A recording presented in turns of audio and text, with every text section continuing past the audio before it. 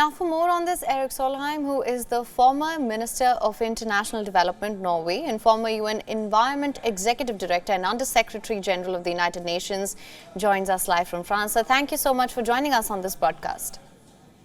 It's my pleasure. So to begin with, just to understand this better, what can you tell us about the El Nino effect and how it is contributing to weather patterns across the globe? El Nino starts in the Pacific outside the coast of Latin America. It's named El Nino, meaning the little boy, meaning Jesus Christ, by the fishermen who observed these back in the 1600s. But it's when temperature is rising in Pacific is enormous. It has major impact on weather all over the globe. And we now see both American and Indian weather authorities saying that there's a 70% chance that you will have an intensified El Nino phenomenon in South Asia, meaning India, in this year. We have already seen the effects which showed us. I mean, China in Beijing, they had the highest temperature on record in the last couple of weeks. So the effects are there for all to be seen. But of course, we need to prepare for warmer weather and prepare for potential negative impact on agriculture. Right, so also I was just coming to this, what can you tell us about the impact of the current heat wave that seems to have gripped Asia?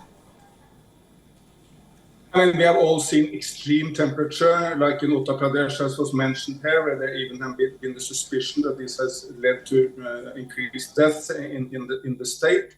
So obviously, local authorities, state authorities need to prepare, help people in extreme weather, extreme heat, like opening air-conditioned building for people to take some rest there, make sure that water is available so people can cool down. There are a lot of efforts that local authorities can do to help people to overcome heat.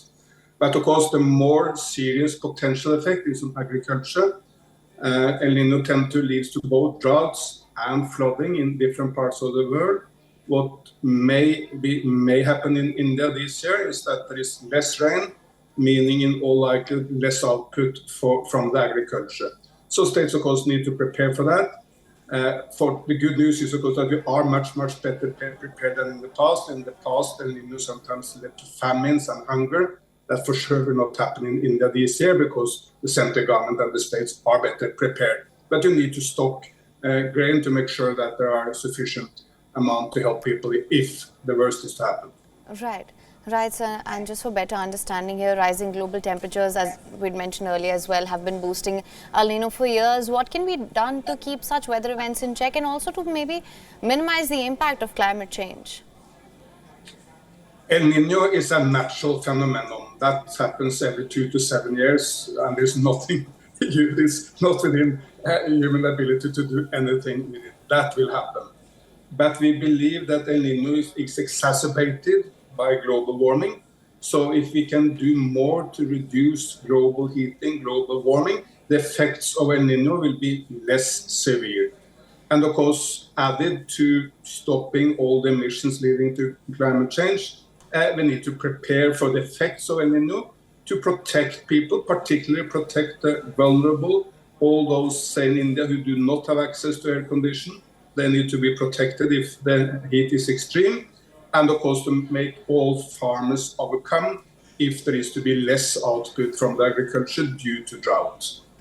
All right. Well, Mr. Erik Solheim, thank you so much for joining us on this podcast with your insights on this. Thank you.